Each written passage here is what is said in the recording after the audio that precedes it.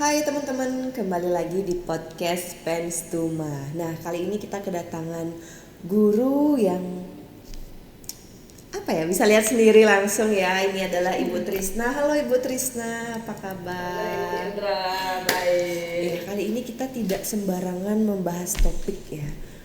Yang biasanya tentang pendidikan atau dunia sekolah, kali ini kita akan mengulik sedikit kisah dari beberapa guru kita, salah satunya Ibu Trisna yang hari ini sudah bisa hadir bersama kita, tentang kisah beliau mengenai perjuangan menuju garis 2. Ya, kita mulai pertanyaan santai dulu ya Bu Trisna. Bu Trisna menikahnya tahun berapa?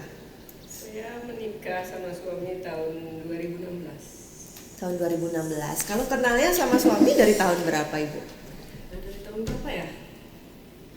Sebenarnya waktu TK. Oh my god, waktu TK seru banget ternyata ya. Apakah itu cinta lama bersemi kembali atau gimana itu? Tapi kenalnya baru kuliah. Kenal begitu dekat waktu kuliah.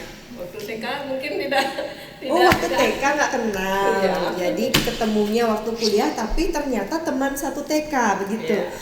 Wah, Benar. seperti kisah-kisah Korea ini ya. Kalau kita ingat-ingat di Korea biasanya seperti itu, drakor-drakor itu dia sebenarnya waktu kecilnya sudah pernah ketemu, tapi di dewasa mereka berjodoh. Mungkin Bu Trisna seperti itu.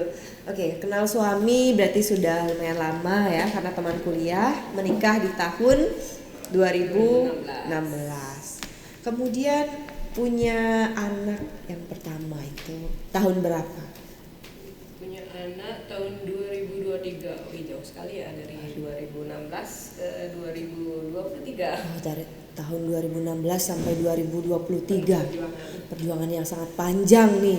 Nah, perjuangan itulah yang mau kita tahu dari Bu Trisna supaya menginspirasi teman-teman di rumah. Gimana perjuangannya dari awal? Dari awal ya banyak sekali perjuangannya. Dari awal menikah 2016. 3 bulan tidak juga jadi. Ya program ke dokter. Terus niskala juga, kita sebagai orang Bali bertanya juga secara niskala ya. Sudah banyak yang menyarankan ini itu, tapi gagal juga. Jalan terakhir pada tahun 2021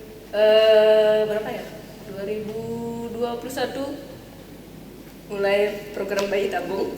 Oke, program bayi tabung gimana ya? Program bayi tabung itu di Denpasar. Masih dekat ya? Iya, program bayi tabung di Denpasar. Jadi dari awal di 3 bulan pertama itu belum ada tanda-tanda hamil, kemudian program ke dokter seperti itu, dan berobat juga tentunya di tempat lain sampai akhirnya di tahun 2021 memutuskan untuk Bayi tabung. coba bayi tabung. Oke, gimana itu pengalaman program bayi tabungnya? Banyak ya. Pertama kita harus benar-benar istirahat untuk ikut program bayi tabung. Istirahat selama 2 minggu, itu pun tidak boleh kemana-mana, tidak boleh bergerak selama 2 minggu, bayangkan. Nah, waktu itu Bu Trisna sudah jadi guru. Udah. Wah, sudah jadi guru. Dan itu saya ambil pas hari libur. oke, jadi dipertimbangkan juga ya supaya tidak mengganggu Iya. kegiatan pekerjaan ya.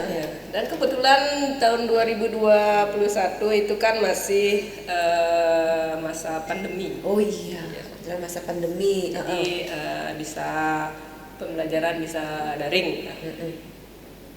Oke, itu kisah bayi tabungnya di tahun 2021 tapi tidak berhasil. Gagal. Gagal. Terus tahun depannya 2022 karena saya masih punya tabungan embrio maksudnya ya. Oke. Tabungan embrio saya melanjutkan lagi sekali untuk bayi tabung, tapi ya Tuhan berkehendak lain gagal juga. kembali. Nah, dengar-dengar nih, Bu Trisna sempat dengar-dengar Bu Trisna itu sampai makan telur angsa. Kayak itu. Itu kan secara niskala ya, tanya sini situ, sempat dulu pernah makan telur. Yang pertama itu telur ayam kampung, gagal juga. Terus ada yang bilang mencoba telur angsa. Wih. Saya belum pernah lihat nih telur angsa. Gimana itu telur angsa? Sebesar segini ya? Lebih besar dari telur ayam berarti ya? Iya, sangat besar. Itu di mana nyarinya, Bu? Langka ya. Saya Harus cari ke rumah-rumah biasanya. Oke, Karena jadi jarang waktu yang itu jual ya. ada yang berternak angsa gitu. Terus Iya. itu telurnya di apa? Diceplok apa direbus apa gimana itu, Bu? Itu di pecahin sedikit kayak biasa, langsung dimakan. Bayangkan. Ikannya mentah berarti Iya.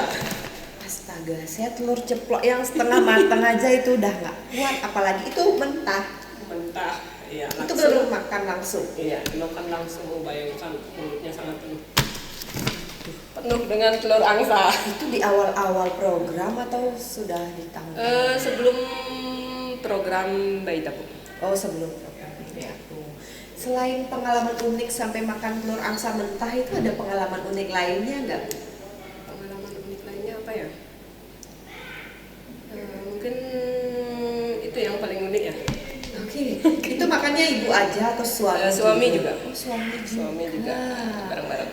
Nah, singkat cerita nih Bu, sudah mengalami berbagai macam cara, segala program sudah dijalani sampai makan telur angsa mentah, dan akhirnya sampai hadir si buah hati, si kecil sekarang yang menemani hari-hari itu gimana itu? Setelah saya melewati semua itu, sempat pasrah, tapi ternyata dengan kepasrahan itu akhirnya dengan alami saya dikasih kesempatan untuk bisa hamil.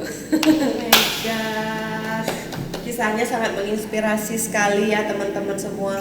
Segala macam cara sudah dicoba oleh Bu Trisna, tapi beliau dan pasangan tidak menyerah, terus mencoba dan akhirnya memasrahkan itu kepada Yang Kuasa, sehingga dari buah keikhlasan itulah yang sekarang sudah dinikmati oleh Bu Trisna dan pasangan. Sudah punya momongan yang ganteng, si kecil yang menghiasi hari-harinya Bu Trisna dan suami.